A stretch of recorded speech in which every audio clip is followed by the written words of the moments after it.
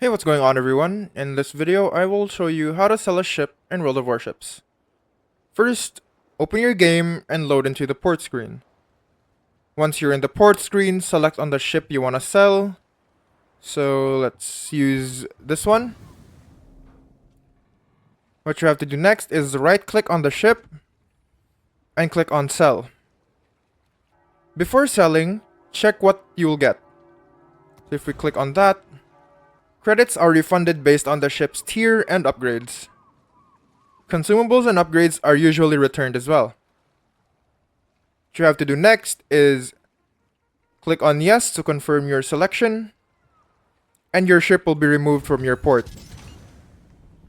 Important tips: you cannot sell premium ships for credits, only for doubloons or in special cases.